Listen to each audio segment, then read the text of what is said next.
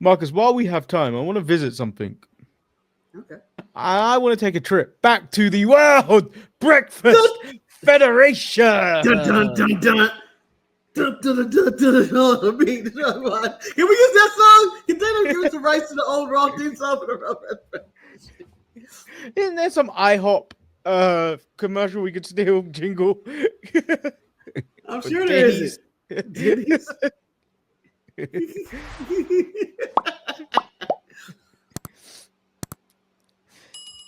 So, the World Breakfast Federation, the WBF Smack Bowl. Isn't WBF taken by the World Boxing Federation? Yeah, but this is the World Breakfast Federation. We're gonna get sued. Marcus, I like that we will have credits on this and episode titles. This episode is entitled Clash of the Crunch. Ooh, classic name, Clash. Everybody loves the Clash. Everybody loves a Clash. The location, the Milk Dome, sponsored by Moo Moo Dairy. Don't read off these sponsors they ain't paid you, Manny. Don't do that. Don't give them that. And tonight's commentators, Toast Malone and Sunnyside Sam. Respect to Toast Malone. Sunnyside Slam is a bitch. So who's play-by-play? I've only got Toast Malone and Sunnyside Sam. The camera pans across the crowd of wild fans holding signs like Snap, Crackle, Slam and Milk Mania Runs Wild. Toast Malone said, "Welcome to the WBF Smack Bowl. I'm Toast Malone, and with me is King of Sunnyside Suplex, Sunnyside Slam." Sunnyside Sam says, "Tonight, the syrup sticky." Is there any way we can just call him Triple S instead of Sunnyside? Or you gotta say the whole thing? Tonight, the syrup is sticky and the action is thick. Toast, and it's time for the Battle of the Breakfast Bell. Match 1, the tag team crunchdown. The Serial Killers, Snap and Crackle with Pop versus the Toast Taggers, Frenchie the French Toast, I'm sorry, and Ego the Waffle Warrior. Wait a minute, Ego gets to be Ego, but the Rice Krispies don't have the treats? They didn't get the rights? They lost their name? They ain't no treats, they're killers. How can it be treats when they're killers? They lost their name? I can't believe the Serial Killers lost their name. It's the Rice Krispie treats. Snap and or I would call it the Rice Krispie threat. Snap and Crackle used their signature move, the Crispy Crippler, a double leg drop from the top rope. Ego hits a syrup-soaked waffle bomb, nearly winning. Crackle distracts the ref with a milk carton, while Snap uses the soggy steel spoon for the win. Wait, why is the spoon soggy? How does the spoon get soggy, Manny? I don't know. Whether it's metallic or plastic or anything like that, how did the spoon get soggy? It's not a paper spoon, is it? So the Serial Killers win by pinfall, Marcus. How do you feel about that? Well, Manny, I like to say that they still got it after all these years. They've been going at it for a long time. Snap and Crackle by themselves. But the crowd provides the pop each time they go out there. So I think the Serial Killers need to work on a lot of stuff. I think Pop is a lot of pop in circumstance. He doesn't have a lot of the ability that Crackle has, because Crackle does most of the in-ring and technician, and then Pop goes in there for like the leg drop in the end. But overall, I thought it was a really good match, and I think they need to be the number one contenders for the titles if they're not the champions. So we go backstage, Marcus. Tony the Tiger is being interviewed. Come on, brother. You think Count Chocolate can beat me? That's not great. But what is this? Suddenly, Count Chocolate appears from the shadows with a vial of chocolate syrup. Count Chocolate said, "Tonight your reign ends with a chocolate twist." Chocolate vanishes. Chocolate vanishes into a puff of cocoa powder.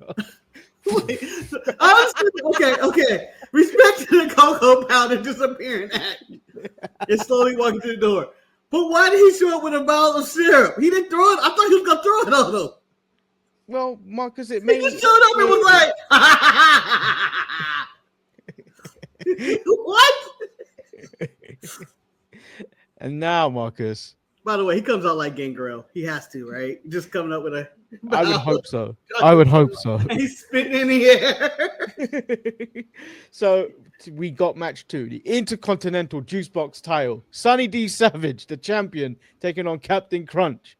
Captain Crunch enters with a cannon that fires cereal into the crowd. Sonny D tries his patented Orange Crush chokeslam, but the captain counters with the Berry Blaster elbow drop. A surprise run-in by the Pop-Tart twins causes chaos. You can look, but you can't touch. The match ends in a no contest. Toast Malone said, "This one's toastier than my toaster on high." What? What was that like? Get out of here! Get out of here, Toast Malone. Marcus, how do you feel about the first real segment we got on this show, the Pancake Pit Show, which is hosted by Aunt Jemima, who mediates between 2 feuding wrestlers, Lucky the Leprechaun and Cinnamon Roller? Who put this, man? Who does talk shows anymore? Who does talk shows anymore? This is like, what is this, 2010? Maybe even 15? Maybe 99? Got a talk show? Lucky accuses Cinnamon Roller of spiking his marshmallows. They brawl and destroy the Pancake Pit set. Aunt Jemima screams, "Not my syrup chandelier!" Man, you just say it with enough sass. You know Aunt Jemima going, not my syrup chandelier. Sugar. Nikita Lyons, that's Aunt Jemima. So the main event for the WBF World Breakfast Championship is Tony the Tiger, the champion, taking on Count Chocula. Count Chocula controls the match very early with the Coco Clutch. It's just a headlock.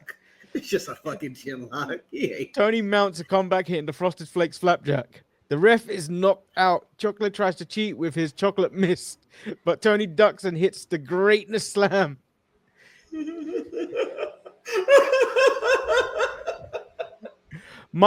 Milkman Mike, a mysterious wrestler, appears and spears Tony. Ooh, Milkman, he said Milkman Mike? Yeah.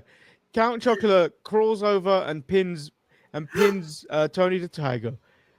Count Chocula wins by pinfall. And your new my God, World Breakfast Champion. Oh my God.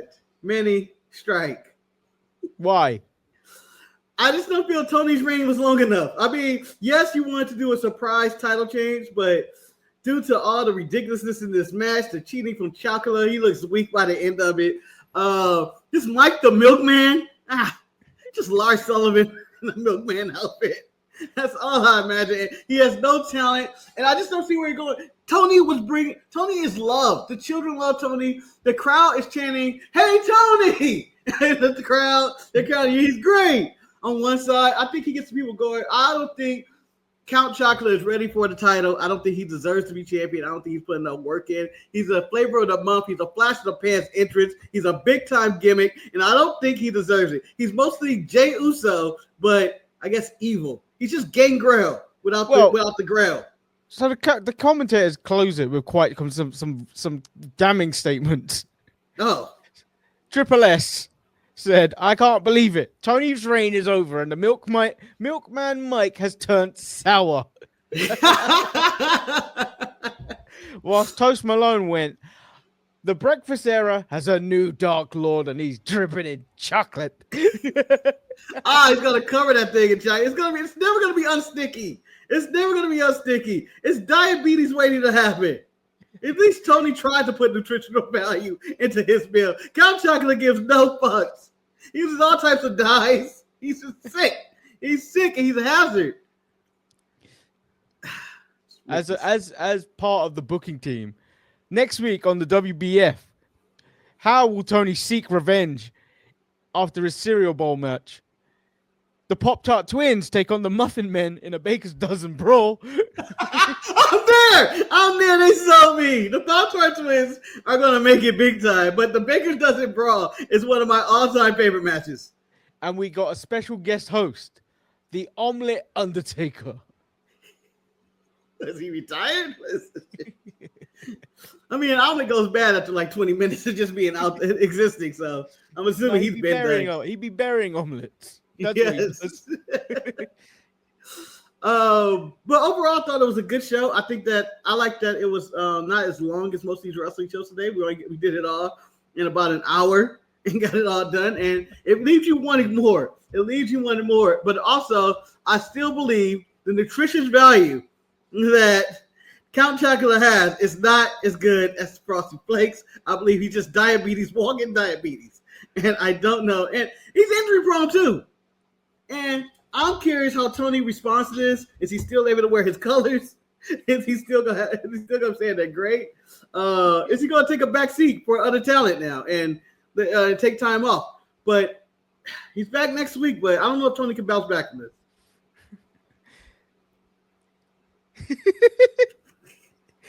How you spewing stuff of just pure nonsense? What do you mean? I have a history of facts and all this, man. I've seen enough wrestling to know that some things work and some things don't. And I don't think Count Chocula is going to work. And I do appreciate, though, the progressiveness of the WBF crowning the first black champion. Brown champion. Oh, see, you call semantics. You know he mixed. He's dark chocolate. You know it. Deep down, he's dark chocolate. He ain't no milk. He ain't a milk chocolate. That's why. Oh, he could be milk. That's why the milkman helped him.